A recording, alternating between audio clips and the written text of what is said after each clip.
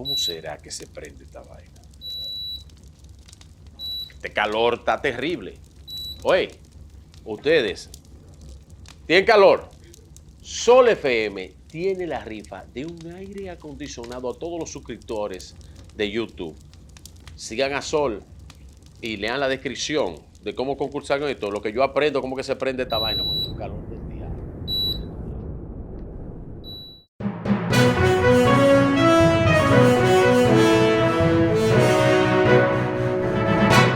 Son las 6:57. Buenos días, dominicanos, dominicanas, ciudadanos y ciudadanas del mundo. Julio Martínez Pozo.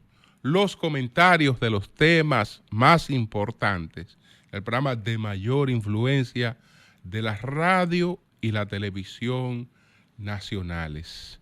Muy agradecidos del calor que acabamos de recibir en Nueva York.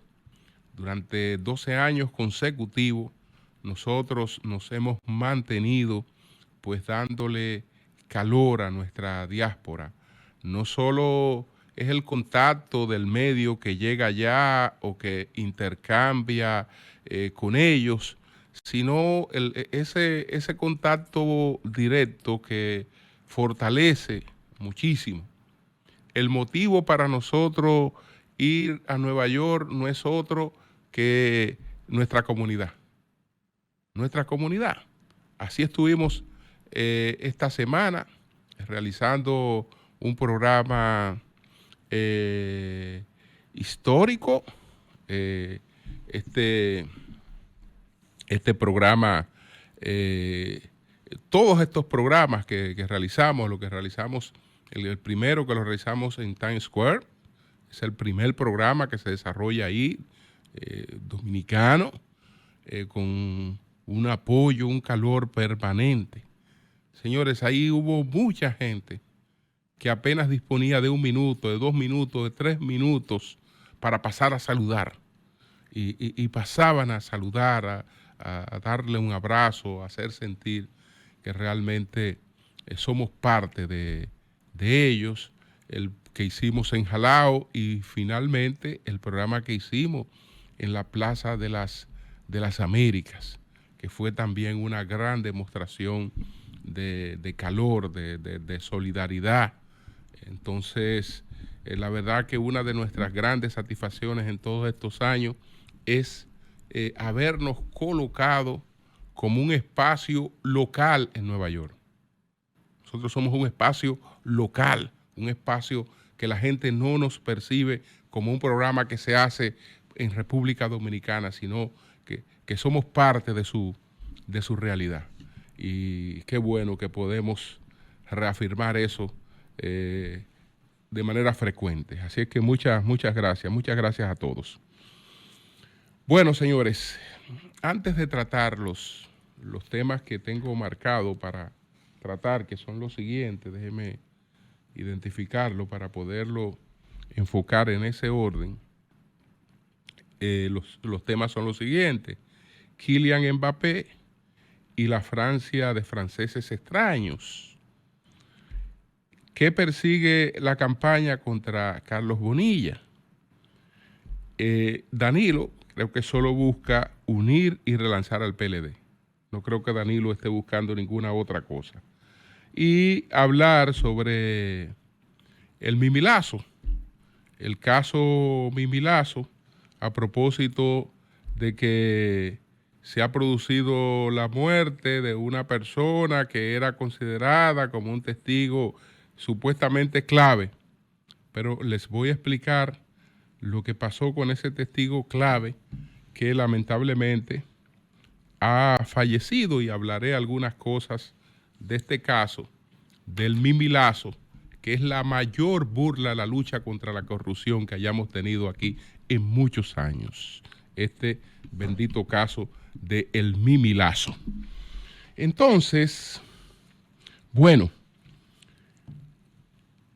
muy apenado con la situación que está viviendo Julio César de la Rosa Tiburcio y toda su familia, con este inesperado fallecimiento de su hijo de 33 años de edad, con quien compartimos en varias oportunidades, él junto a su padre, 33 años de edad.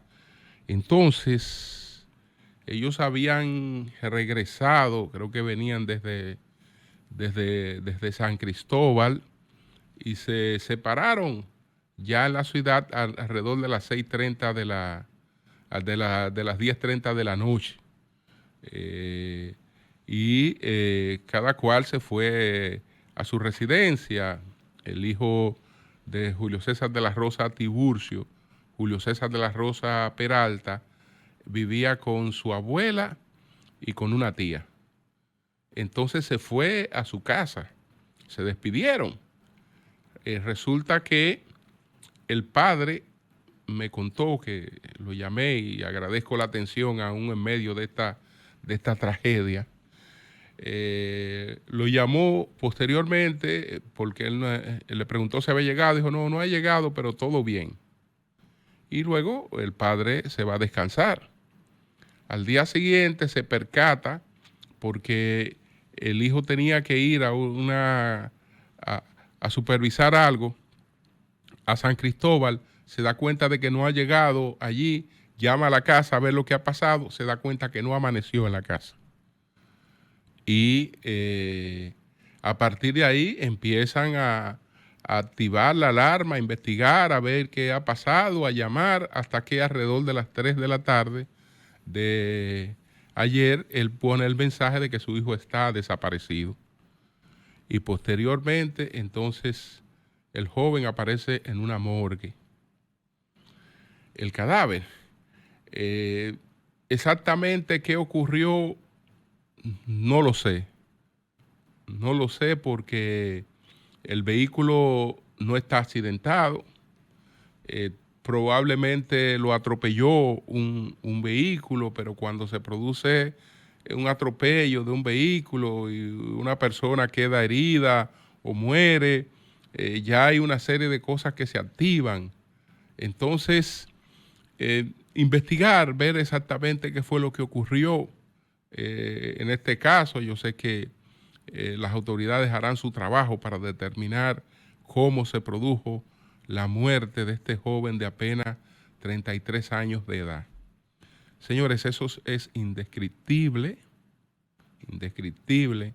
No hay padre que se precie de serlo que ante una circunstancia como esa no hubiese preferido lo contrario. Lo contrario. Solo conozco un caso y fue en condiciones muy especiales.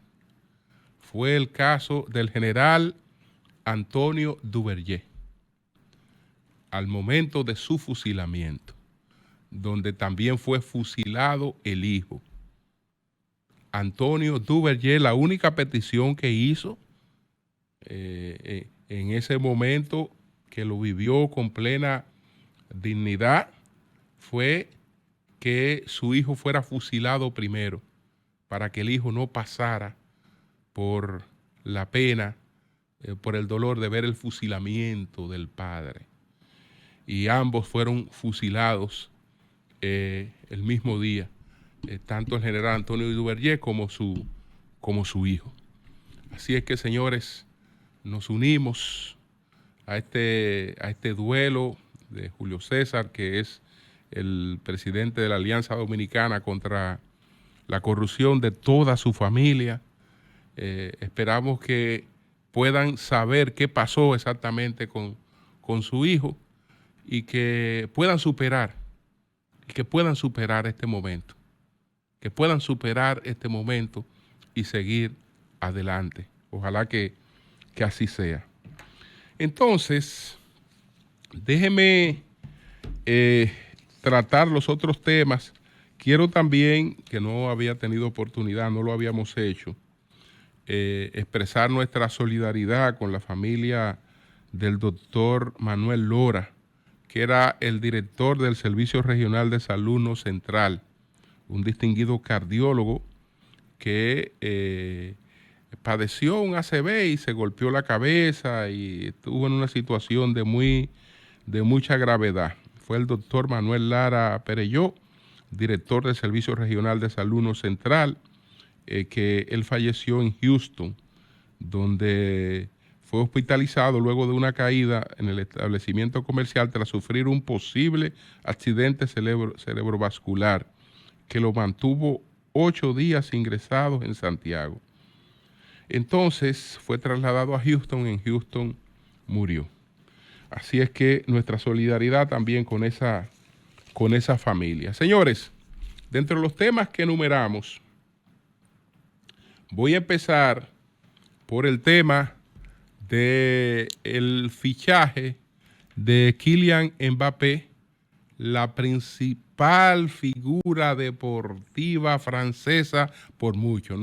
No es solo la principal figura del fútbol en Francia, sino una de la principal figura deportiva, pudiéramos decir, de Francia, que fue fichada por el Real Madrid. Y realmente lo hizo en una coyuntura donde la trascendencia de ese paso, él tenía oportunidad de neutralizarla, es decir, el golpe que eso representa para el nacionalismo francés, él ha tenido oportunidad de atenuarlo, porque el anuncio se produce pues cuando se espera su participación estelar en la Eurocopa. Y en la Eurocopa él estará representando la bandera francesa. Y entonces, para amortiguar más el golpe, también incursiona en un pronunciamiento de tipo político que no lo había hecho nunca. Y entonces hace un llamado contra este auge de la derecha en Europa que pudiera expresarse en Francia, etcétera, etcétera. Es decir, que muestra que se va, pero que su corazón sigue atado a Francia.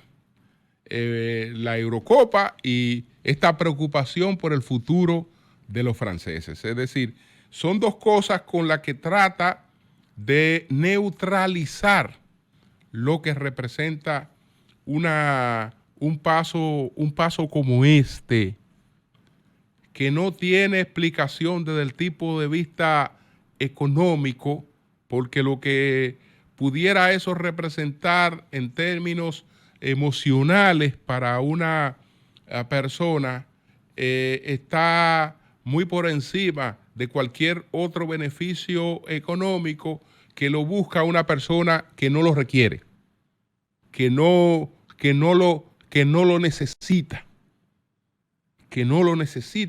en verdad. Pero bueno, ¿qué decir? Primero, esa es la Francia de la que les he hablado varias veces. Esa es la Francia del extranjero. El extranjero que describe muy bien en su novela Camus. Esa es la Francia del extranjero. La Francia de unos franceses que no se sienten franceses. Que no se sienten franceses. Que se sienten extranjeros. Son extranjeros franceses. Y ante cualquier situación, eso queda claramente evidenciado. Hay gente que se va a preocupar por otra cosa y va a hacer otros cálculos. Bueno, los cálculos, por ejemplo, de lo que esto representa en términos económicos, que él en términos comerciales va a tener beneficios que no tenía en el Paris Saint-Germain, etcétera, etcétera. Él pudo haber tenido ahí lo que él quisiera. Él pudo haber logrado ahí lo que él quisiera. Pudo haberlo logrado. Ese no es el asunto. Él sí dice que tenía que ya hay, entonces hay que hay que ir a una cosa que se coloca por encima de la bandera de la nación, que es ya el ego deportivo. Bueno, yo quiero estar en el Real Madrid. El Real Madrid es el mejor club de Europa, etcétera, etcétera. Y bueno, él dijo que era una vieja aspiración. Todo esto en el fondo, ¿qué es? Todo esto en el fondo es manejo del poder. La gente cree que los beneficios de tener una franquicia, que la franquicia del Real Madrid, por ejemplo, es de abonado, pero que los beneficios de tener una franquicia consisten en que la gente invierte en una franquicia para alcanzar plusvalía. No, eso no es lo que ocurre con el deporte. El fútbol es el deporte políticamente de mayor poder, de mayor impacto en el mundo, el que más dinero mueve. Sin embargo, no es el que más dinero deja. No hay, digamos, ninguno de los grandes clubes, ni y los pequeños menos, que sea una empresa como tal que genere plusvalía. Ahora, esas empresas lo que dan es otra cosa, y eso es lo que se expresa en situaciones como esta. Porque en esas empresas no invierte una gente que invierte 2 pesos para sacar 12, porque no necesita invertir 2 pesos para sacar 12, sino gente que le sobra el dinero y ya quiere buscar otra cosa con el dinero. Quiere buscar poder político y quiere buscar influencia. El Real Madrid es uno de los grandes poderes de España. Y como lo son todos esos clubes. Y quien lo preside, no lo preside porque busque dinero, le sobra dinero. Es uno de los empresarios, el señor este que preside el Gran Madrid, Florentino Pérez, es uno de los constructores más poderosos. Florentino tiene más dinero que Ojepalo. No, lo que le interesa a Florentino es el poder. Es el poder que eso le transmite. Es el poder que maneja allí. Y desde luego, ese poder también se ostenta, porque una cosa como esta es una ostentación de ese poder que está detrás de todo esto. Porque si el fútbol es, digamos, el deporte nacional por excelencia, porque no hay otro escenario de mayor culto al nacionalismo que en el fútbol, pero tiene la ventaja el fútbol que también cultiva lo multilateral, y hay una serie de combinaciones, pero de todo lo que quiero dejar el mensaje en el fondo, que no es que el Real Madrid ahora usted se va a preguntar y vean cómo va a recuperar los cuartos que le va a dar este hombre. No, el problema de ellos no es recuperar esos cuartos.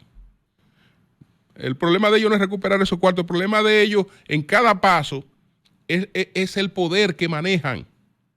Es el poder que maneja el que tiene, el que está en una posición directiva en una franquicia como esa. Pero no un poder en España, un poder en el mundo. Un poder en el mundo.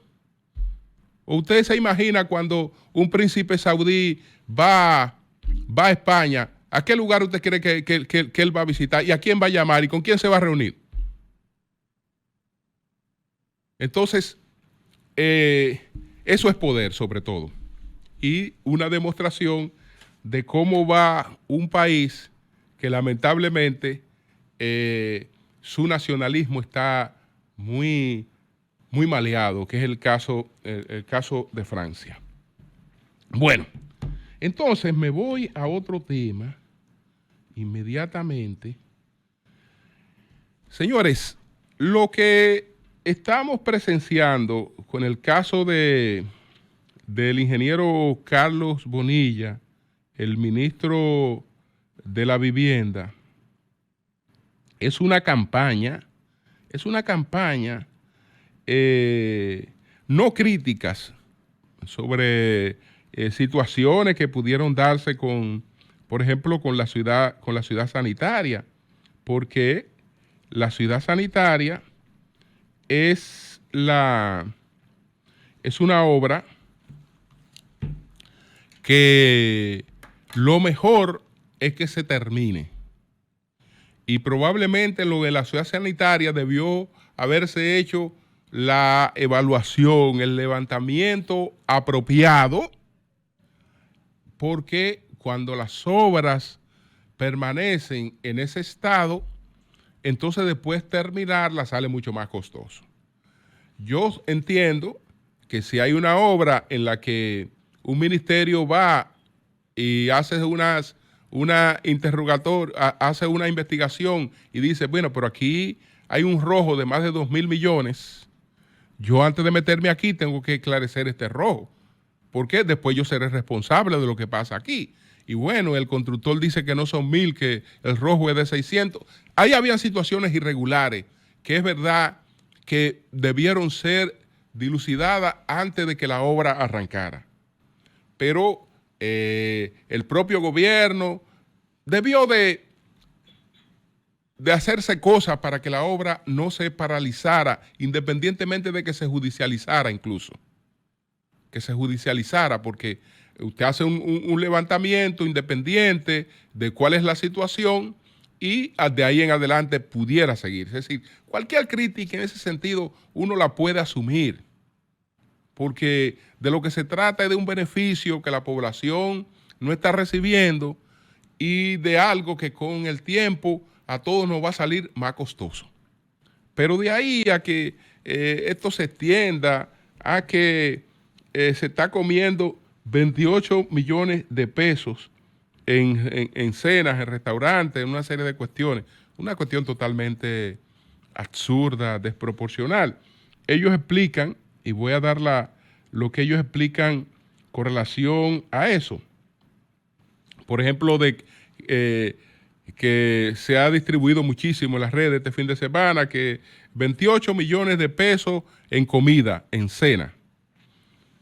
Entonces, ellos explican que la apropiación de 28 millones, que la apropiación fue de 28 millones, pero la adjudicación fue de 24 millones.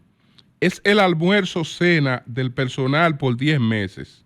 120,000 raciones a 200 pesos el plato. Entonces, no se trata de una cuestión que usted la pueda estar atribuyendo alegremente a un despilfarro, a unas cuestiones así por el estilo.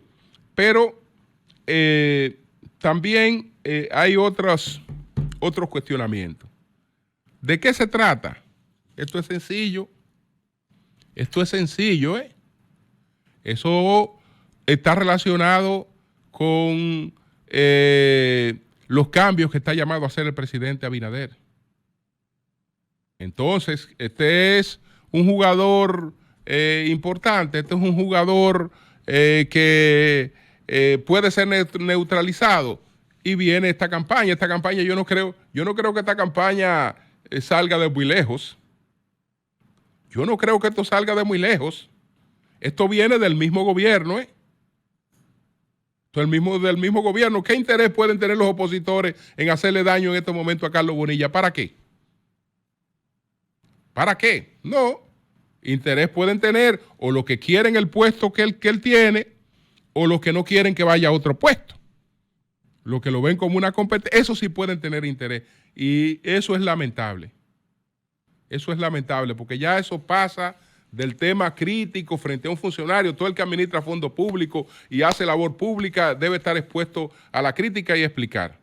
Nosotros estábamos en Nueva York y lo llamamos para que explicara la cuestión esta de la ciudad sanitaria y él la explicó muy bien.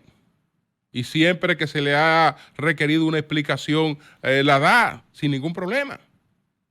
Pero ahora le han abierto un fueguito y ese fueguito, desde luego, que está relacionado con eso.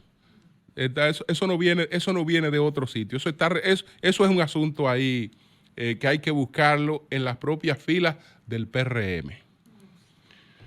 Bueno, Paso inmediatamente a otro tema. Quiero decir algo sobre lo que está ocurriendo en el PLD y Danilo Medina, porque veo algunas intenciones de distorsionar las cosas. Que Danilo Medina ahora aspiraría a ser candidato presidencial. Yo eso lo dudo totalmente. Yo creo que el interés de Danilo Medina fundamentalmente es unir y relanzar al PLD. Y él sabe que él tiene el deber de hacerlo y que si él no lo hace, no lo va a hacer nadie. Se han dado algunas situaciones en el Partido de la Liberación Dominicana que pueden tener lecturas distintas. El doctor Nieves se refirió, por ejemplo, a algo que ocurrió, que fue a una discusión o a un intercambio entre Danilo Medina y Carlos Amarante Baré. Sí, se dio ese intercambio.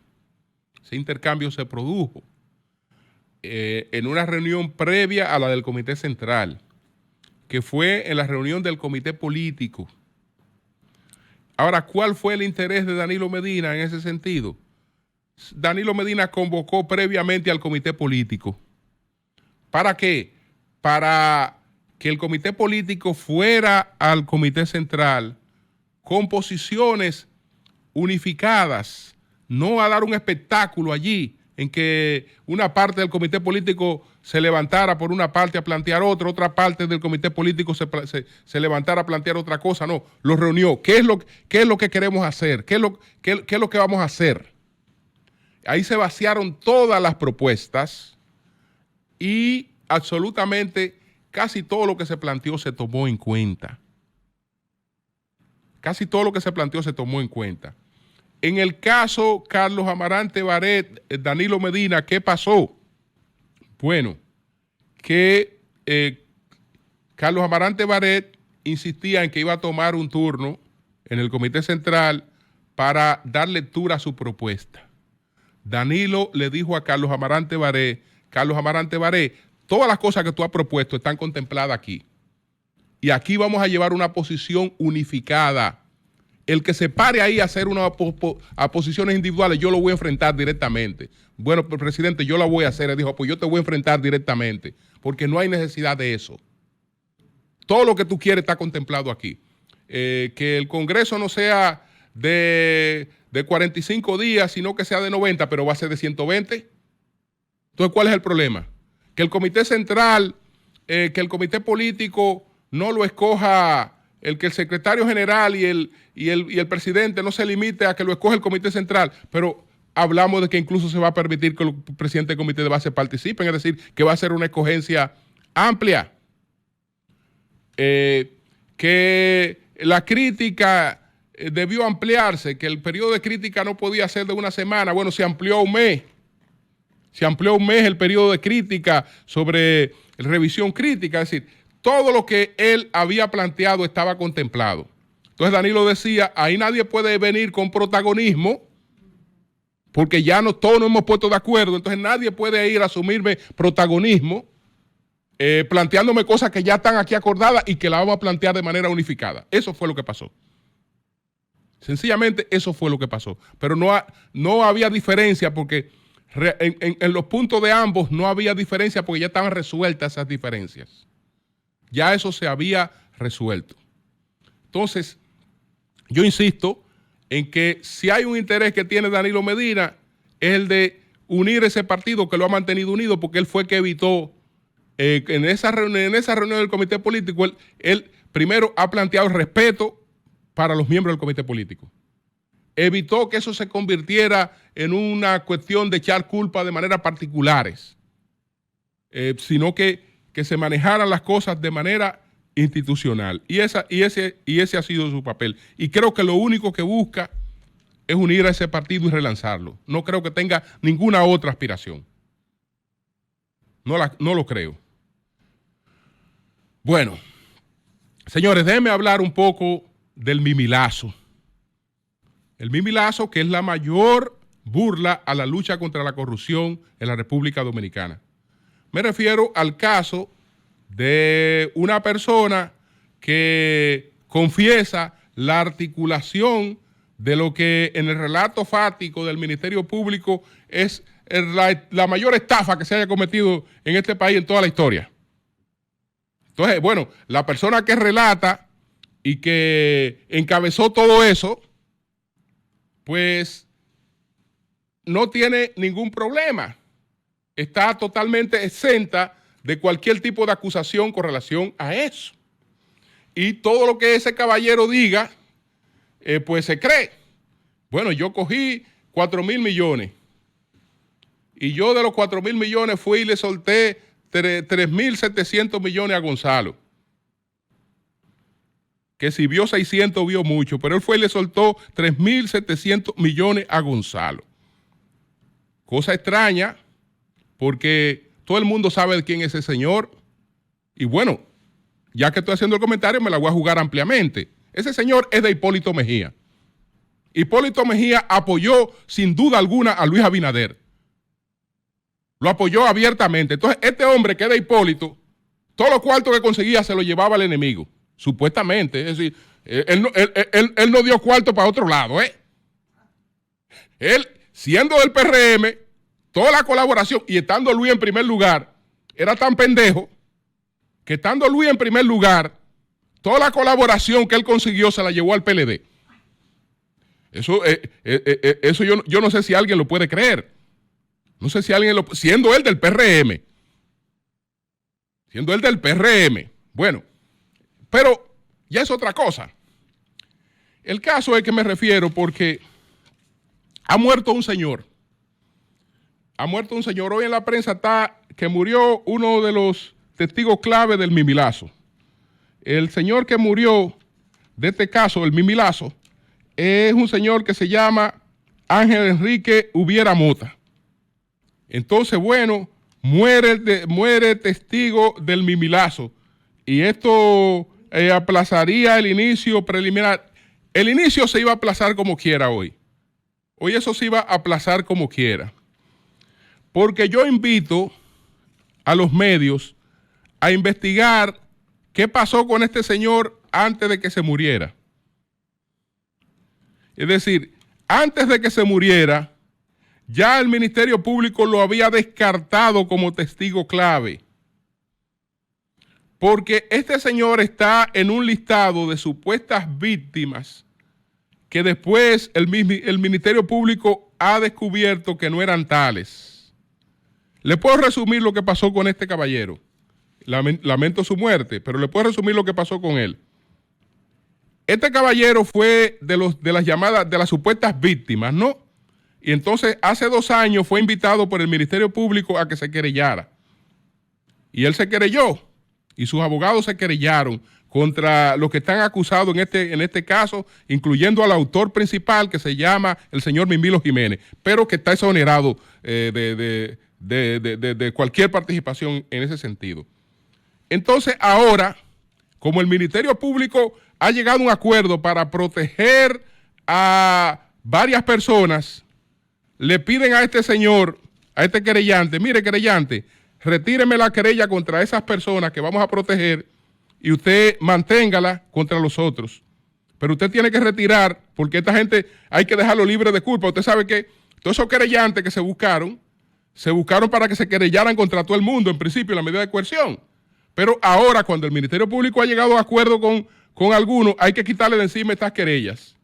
Entonces le piden a este señor, mire señor, señores Mota y otros señores, retírenle la querella al señor Jiménez para que él siga en su fiesta y siga en sus cosas, retírenle la querella. Y entonces los abogados de este señor dicen, pero ¿cómo que retiremos querella? No, pero nosotros tenemos 2 años aquí cogiendo lucha y aquí se han movido unos cuartos, a nosotros hay que buscarnos algo para esto. Y piden unos cuartos desproporcionales. Después le hicieron como los cuadros los haitianos, porque ellos terminaban cogiendo cualquier cosa, hasta que la magistrada Jenny Berenice en la última sesión, en la última audiencia se incomodó y dijo que esto no era ningún testigo clave, que no eran ninguno de los testigos clave, que esta gente no habían sido víctimas, nada, pero esas son las víctimas que ellos llevaron como víctimas. Es decir, este señor falleció, pero antes de fallecer, en la audiencia, el Ministerio Público había denunciado que esos testigos clave, que ese que encabezaba una lista de testigos clave no era tal testigo clave. ¿Por qué? Porque se negó a retirar la querella contra lo que el Ministerio Público está protegiendo en estos momentos. Pues no, pues la gente tiene muchísimo cuarto, que con razón, los abogados de ellos tienen razón. Pero ¿y cómo yo le voy a retirar querella a ese señor? Y ese señor no va a soltar nada.